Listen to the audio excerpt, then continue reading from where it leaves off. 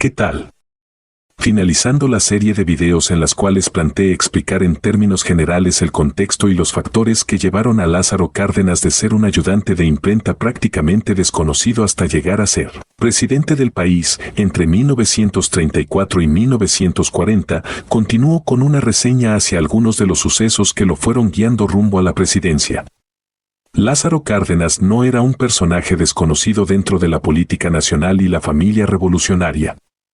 A sus 32 años había sido nombrado general de división y a sus 33 ocupó la gubernatura de Michoacán entre 1928 y 1932. Simultáneamente en 1931 asumió la dirigencia del PNR, a la que renunciaría ese mismo año para aceptar el cargo de secretario de Gobernación durante el gobierno de Pascual Ortiz Rubio, para posteriormente asumir el cargo de secretario de Guerra en el gobierno provisional en el que Abelardo Rodríguez se haría cargo del Ejecutivo Federal a partir de 1932, tras la súbita renuncia de Ortiz Rubio.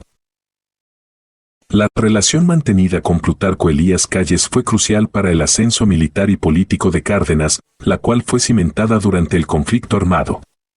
El michoacano tuvo su primer encuentro con el caudillo que lo designaría años más tarde como candidato a la presidencia de México por el PNR, Plutarco Elías Calles, en 1915, en Agua Prieta, Sonora.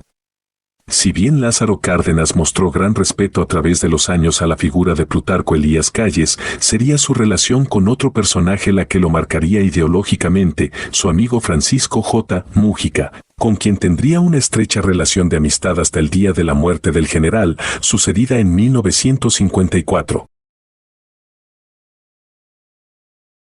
Francisco J. Múgica nació en Tinguindín, Michoacán, el 3 de septiembre de 1884, considerado como un radical revolucionario, con ideas cercanas al socialismo marxista y leninista, jugó un papel protagónico en la formulación de la Constitución de 1917, en especial los artículos 3, 27 y 123. Entre 1920 y 1924 ocuparía la gubernatura de Michoacán de la mano del Partido Socialista Michoacano.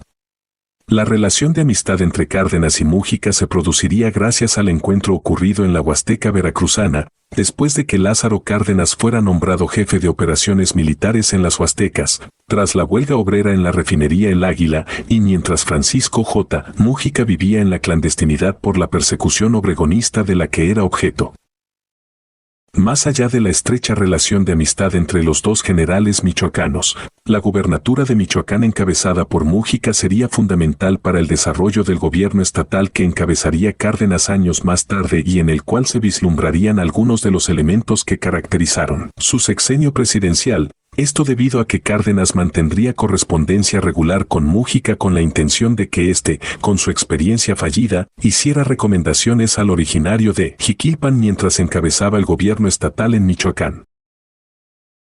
La gubernatura de Michoacán, entre 1928 y 1932, asumida por Lázaro Cárdenas fue algo atropellada, en el sentido de que debió ausentarse del cargo en múltiples ocasiones para ejercer otros puestos. Lázaro Cárdenas logró consolidar las bases sociales del ejercicio de su poder, primero, al establecer un gobierno que impulsó diversas demandas sociales, resaltando el agrarismo.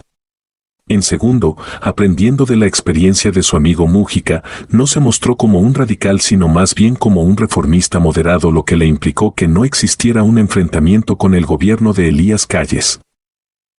A pesar de los vaivenes de Lázaro Cárdenas entre la gubernatura y los distintos puestos públicos que ocupó entre 1928 y 1932, el gobierno cardenista se caracterizó por su tendencia social y agrarista al impulsar diversas reformas y proyectos, los que solo fueron posible gracias a la cimentación y ampliación de una base social de corte corporativista y a las buenas relaciones con el gobierno federal encabezado por el jefe máximo.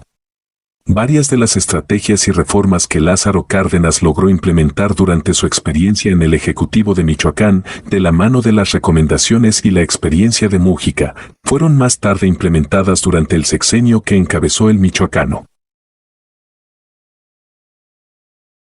El 17 de abril de 1933, mientras viajaba en tren acompañado de un grupo de gobernadores, Plutarco Elías Calles establecía que el candidato del PNR rumbo a las elecciones presidenciales de julio de 1934 no debería ser otro más que Lázaro Cárdenas.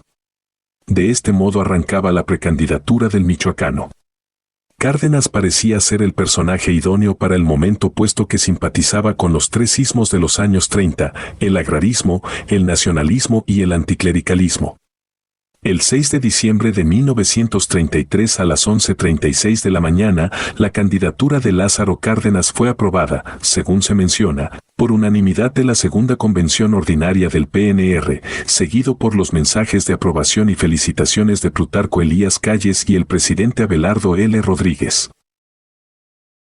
En total, menciona el historiador mexicano Luis González y González, transitó 27.609 kilómetros, de los cuales 11.825 kilómetros los realizó a vuelo, 7.294 en ferrocarril, en barco 735, a caballo 475 y 7.280 en auto.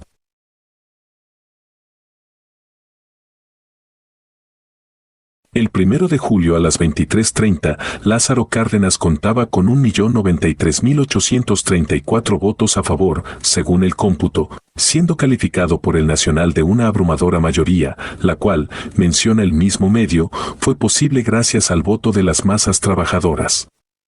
El michoacano resultó ganador en las elecciones de julio de 1934 con 2.268.567 votos, en donde compitió con el candidato del Partido Nacional Antirreeleccionista, Antonio Villarreal, quien consiguió 24.690 votos, seguido de Adalberto Tejeda del Partido Socialista de las Fuerzas de Izquierda, quien obtuvo 15.764 votos. Por último, encontramos a Hernán Laborde del Partido Comunista, quien apenas logró 1.188 votantes.